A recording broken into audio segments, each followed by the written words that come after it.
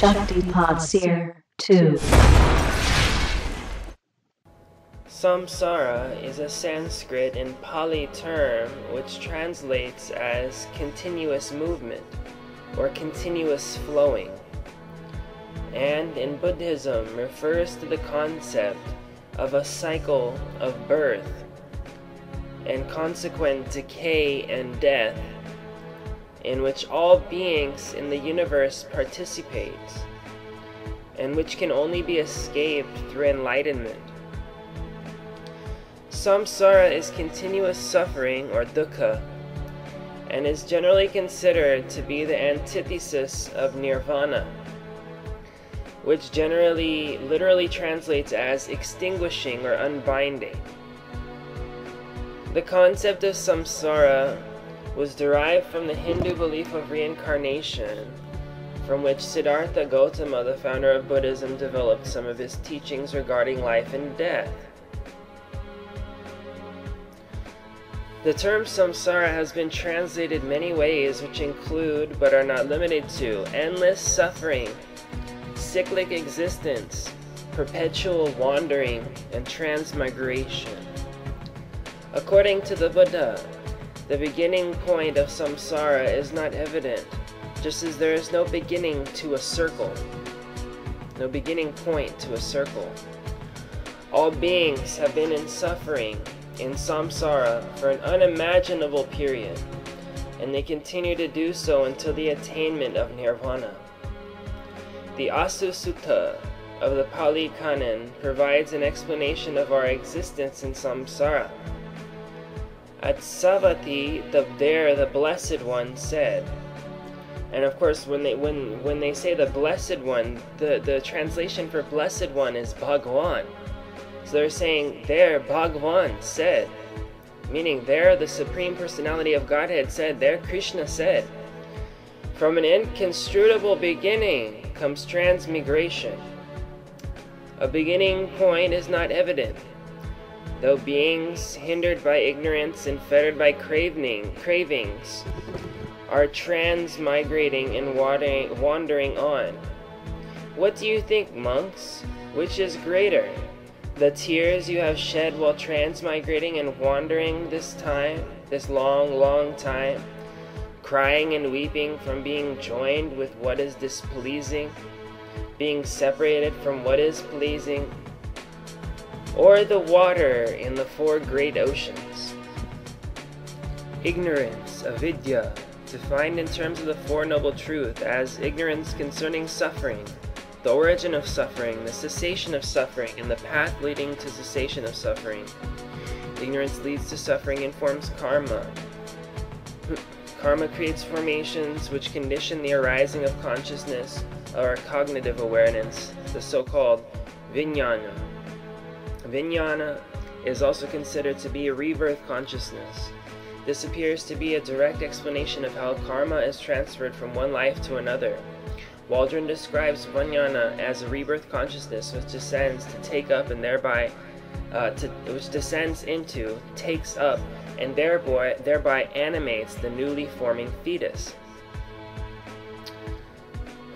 Interestingly, vijnana is not only linked with the growth of karmic formations, it is also connected to the four substances, as Waldron explains. First, as the four substances, along with edible food, sensation, and mental intention, consciousness sustains each single life, as well as one stream of lives. Vijnana can thus be viewed as one of the four sustenances of life, material life anyway. Within the great desire realm of samsara, there are either 5 or 6 domains, or realms.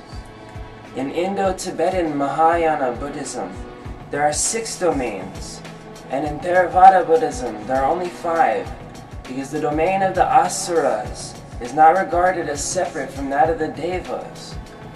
Taoism also features the 5 realms. One's previous actions and thoughts determine which of the 6 realms one is reborn into upon death. The 6 domains are that of the god or the Deva, the jealous god or the Asura, the human or the manusha, the animal or the tirya yoni, the hungry ghost or the preta, and the hell or the naraka. The highest of the samsaric realms is the God realm, a realm of devas, heaven or rapture. Heaven is the condition of pleasure when one's desires are fulfilled and one experiences short-lived but intense feelings of joy. Unlike the true happiness of Buddhahood, however, this state is temporary and, like humanity, easily disrupted by even a slight change of circumstances. One will inevitably descend to a lower realm once the joy goes away. This realm is characterized by not feeling negative emotions and being less vulnerable to external influence than the lower realms. This condition is comparable to the Buddhist world of the Devas, or gods. The Deva realm is the realm of bliss. The disadvantage of this realm is that things are so very comfortable there that these beings might completely neglect the work towards enlightenment. Instead, they gradually use up their good karma that they have accumulated previously, and so subsequently they fall to a lower rebirth. The Deva realm is sometimes also referred to as the God's realm, because its inhabitants are so powerful within their own realm that compared to humans, they resemble the gods of Greek or Roman mythology. However, while the Devas may be referred to as gods, they are not immortal, omniscient, or omnipotent, and they do not act as creators or judges of death, and so they're notably very distinct from the monotheistic Western concept of God. The Asura realm, realm of jealous gods, or sometimes translated as demons. But this isn't a hell realm.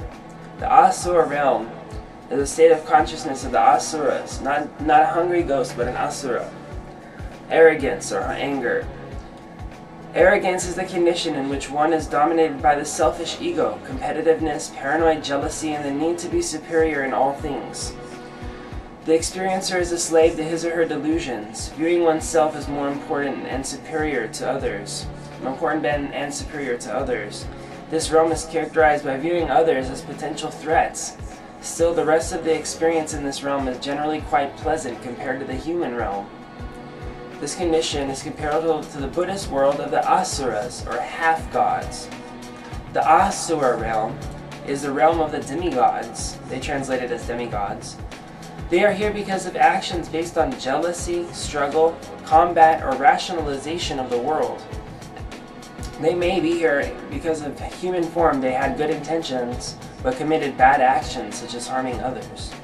The Asuras are said to have experienced a much more pleasurable life than humans, but they are plagued by envy for the Devas, whom they can see just as animals can perceive humans. The Asura realm is sometimes also referred to as the Ashura realm, the Titan realm, the jealous god realm, demigod realm, or the anti-god realm. Asura is sometimes also translated as demon, fighting demon, those without wine, or angry ghosts, which can cause confusion because the being of the hell realms are also sometimes referred to as demons. The human realm, humanity or passionate idealism. Humanity is the state in which the discriminating awareness and the thinking mind are most highly developed. It is characterized by ambitious passion for abstract ideals and role models, and is unique among the lower realms in providing both the potential means and the motivation to transcend suffering. It is also characterized by shortness of life, in comparison to the Deva and Asura realms, and by being extremely rare in occurrence without refuge in the Dharma.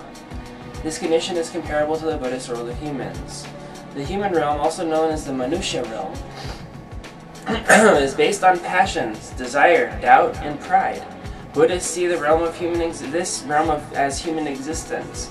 A human rebirth is in fact considered to be by far the most advantageous of all possible rebirths in samsara, because a human rebirth in the samsaric realm is the samsaric realm from which one can directly ensure enlightenment, either in the present or in a future birth. For anagamis, the actual liberation occurs in a Deva realm. This is because of the unique possibilities that a human rebirth offers. A human rebirth is considered to have tremendous potential when used correctly. However, we usually waste our human lifetime in materialistic pursuit and end up reinforcing our unhelpful emotions, thoughts, and actions. Because of this, it is almost always the case that one descends to a lower birth after human life, rather than going immediately to another human birth. In the lower realms, such as, for example, the animal realm, it is a very slow and difficult process to accumulate enough merit to achieve a human life again. So it may be countless lifetimes before one has another chance. The animal realm. Animality is a condition in which one is governed by instinct, in which one has no sense of morality and lives only for the present moment. In this state, you won't hesitate to prey on weaker beings for personal gain and try to attract the attention of stronger beings in order to side with them. This realm is characterized by the total lack of good judgment and reason. The animal realm, also known as the Tiryagyoni realm, is based on the strong mental states of stupidity and prejudice cultivated in previous lives. Buddhists believe that this realm is the realm of existence of the non-human animals on earth. Humans, however, can be seen by the animals in the same way that the asuras can see the devas. Preta realm. Hunger. Hunger is a condition characterized by possessiveness and insatiable desires which govern one's actions for food, power, wealth, fame, pleasure, and so on. In this state, one is tormented by relentless craving and the inability, even when the desire is achieved, to enjoy its fruition. This realm is characterized by a total lack of willpower and the disregard of all things except the fulfillment of desires. The hungry ghost realm, also known as the Preta realm, is a rebirth based on strong possessiveness and desire which were cultivated in this life or previous lives. The sentient beings in this realm are known as hungry ghosts. They are constantly extremely hungry and thirsty, but they cannot satisfy these needs. In the Tibetan version of the Bhava Chakra, these beings are drawn with narrow necks and large bellies. This represents the fact that their desires torment them, but they are completely unable to satisfy themselves. The Hell realm. Naraka. Hell is a condition of total claustrophobic aggression, in which one perceives no freedom of action and has very little life force, physical or mental energy. One feels totally trapped by one's circumstances. The being is dominated by anger, hatred, and frustrated rage, and in some cases the urge to destroy oneself and everything else. It is a very difficult realm to escape from, since the condition tends to be self-perpetuating, with intense suffering and aggression feeding each other.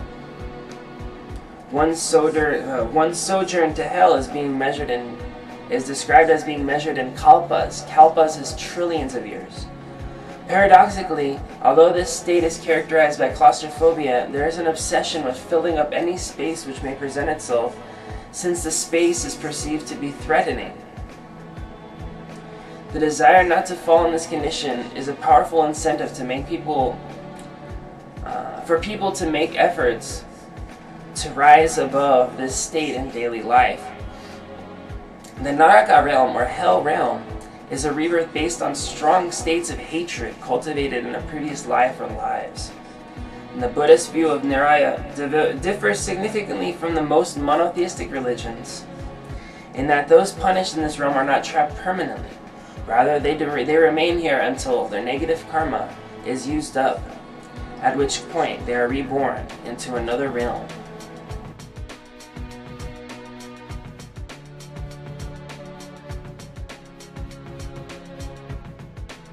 It appears the cycle of samsara is hard to break and needs a concentrated effort. The destruction of vijnana is essential for this path to liberation, Waldron explains. While the process of vijnana grow and increase, thereby sustaining samsaric life, they can be calmed, pacified, and brought to an end, marking the end of the cycle of birth and death. Indeed, destruction of vijnana, along with the other four aggregates, virtually equates with liberation.